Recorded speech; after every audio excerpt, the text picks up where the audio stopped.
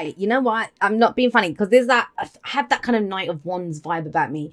And it kind of feels from your readings, it's so difficult to pin a Scorpio down in a relationship. I kind of feel like taking up the challenge and going after a Scorpio now. You guys are exciting and this is very intense. Let's see what's coming up. 10 of Cups coming up as your underlying energy. So 10 of Cups, this is the happily ever after. And it changes, and let's be honest, it goes from the ace to the 10, and then we go back to the ace again. So even when we get our heart's desire, even when we get everything that we want, as human beings, we just raise the bar and we want more. We want more. But this week, you're really thinking about, what does my happily ever after look like? What does my happily ever after look like? Now, the 10 of Cups is there. That's underlined. That's what's kind of rippling through all the rest of the stuff that comes up.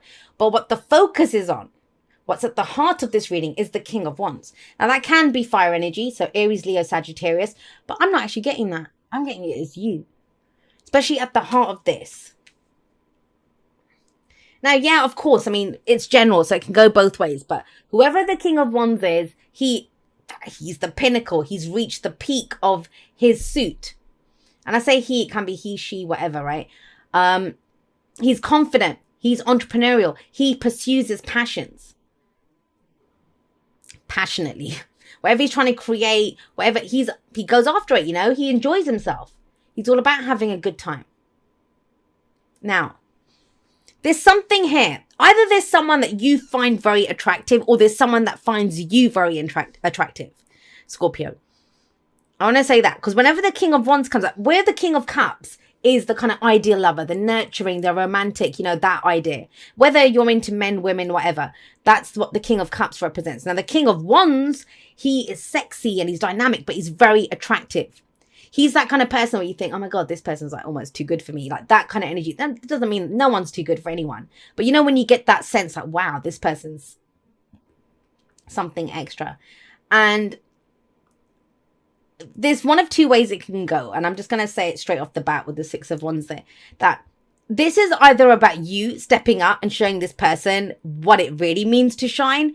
Or it's you understand that someone else feels this way about you. And I'm sorry to make it sound like a love reading. It doesn't have to be. It doesn't have to be. Your happy ever after might be work. This could be a boss. In which case it's about standing up and showing your boss what you're made of. Right? So use the energies as they are. But the Lovers did come out at the beginning. So I just want to make it clear. You can apply the energies as you want. I obviously can't go through every single way the energies can play out. Now with the King of Wands here, look at him. He's looking pretty, looking solid. And he's at the heart of this. I always see him as a celebrity. He's made for being in the spotlight. That's the kind of energy. All eyes are on him. It's the kind of moths to a flame. That's how people act around him. But he can be the boss. He has that kind of emperor-like energy, for me anyway. Now, I kind of feel like this might be someone that you've been low-key stalking. Joking. But someone that you've been trying to maybe get more information on. You might have heard something about him. It can go either way. Maybe if that's your boss, if that's a lover, whatever that is, you've had maybe some interaction, maybe some messages, you've talked a little bit, or you've kind of checked out their social media, or they've checked out yours. It's the past, the foundation of this. But with the Page of Swords, this is not the full story. The Page of Swords is never the full story. The pages lack the experience of the kings and the queens. They don't know. They're not very eloquent. They don't know what to make of the information that they get. Now, I'm not calling you immature, but the energy of this card is for sure that. So this says, if there's been conversations, if there've been messages back and forth, there's been a misunderstanding. That's not the full story. That's not the full story. Now, out of this, usually when the Page of Swords comes up is where we ask more questions. We think, hey, what's going on? Or what do you mean by this? Or that kind of thing. But that's not what's happened here. What's happened here is this Page of Swords, whatever this information was or communication was or whatever we got from here, it led us to the 8 of Swords. This is fears and doubts, feeling trapped. I feel like there's been a massive misunderstanding here. There is a potential to be happy. There is a potential to be happy. Obviously, it's your, whatever it is. It's your choice. You have free will. Free will is the greatest superpower you have as a human being. And I say that. You are a sovereign, divine being. Never let anyone tell you what to do. Ever. But here we have the Eight of Swords. So this is, I'm trapped. There's nothing I can do. That's what this says. But that's not true. And it's sitting underneath the Ten of Cups, which is the end game. So is it because you can see a future? And you guys are very intuitive. So maybe you can see something that no one else can at this point. And you're kind of got yourselves wrapped up in this. This can be that whole thing, especially if you find someone very attractive or they find you very attractive. Remember, you might be gaining insight into what's going on here to help you understand this, right? If it's someone central to your story. This is somebody saying, I'm too old, I'm too young, I'm too fat, I'm too skinny, I'm inexperienced, I can't do it, no one's going to... It's all of that inner saboteur, that voice of fear that talks inside. Well, I found out this, or I heard this gossip, or, it says that he's in a relationship on his Facebook, even though he may not have just changed that for 20 years. Trust me, I was in a 6-year relationship and forgot to change my Facebook from single in that 6 years. So it can happen, trust me. But with the Eight of Swords coming up here, these are fears and doubts that have us trapped. We're not seeing things clearly, and I'm getting that from the Page of Swords and this. And she feels like she's tied and bound, but her arm's free. And if she struggled a bit, it's just a bunch of birds holding the bindings. She could free herself, there'd be no match for her. But it's our thoughts that keep us trapped. They keep us trapped. But I love it, because what you guys are getting is a lot of fire coming in for you.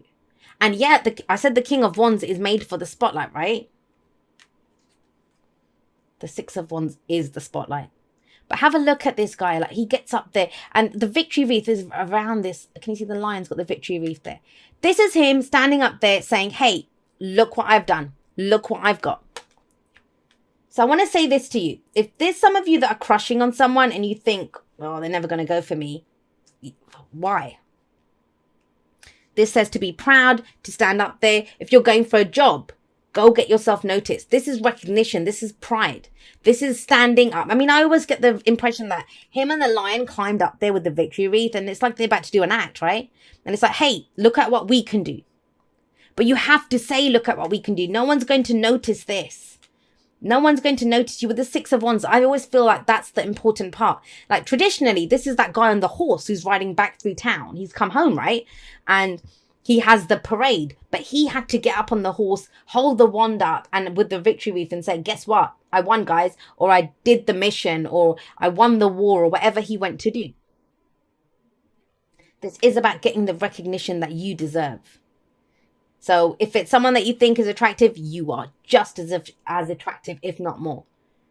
If it's about a job, why would you not get it? There's no reason why you can't get the favor of your boss. Whatever this 10 of Cups is going to be different for everyone. But the key the sticking point here is this. Some information or communication that was had in the past, it hasn't been fully explored. All the information hasn't been gathered. And that's why you're feeling stuck. And we have 2 stuck cards coming in here. 2, right? With the Eight of Swords there being trapped by your fears and your doubts. The 4 of Cups and the advice. And the 4 of Cups is telling you whatever it is. To get to the 10, we have to start off with an ace.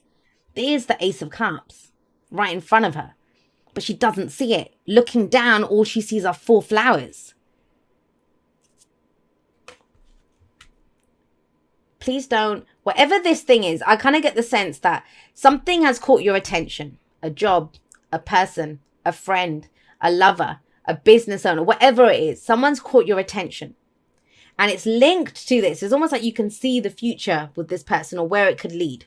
There's never any guarantees in the tarot, right? But it's like you've almost tried to talk yourself out of it with this. And, it might be like, oh, he's a player. Oh, he's this. That's the Knight of Wands. That's not the King of Wands. The kings are not like that. But you are a match to this. That's why it's asking you to step up and say, look at me. Get the recognition that you deserve.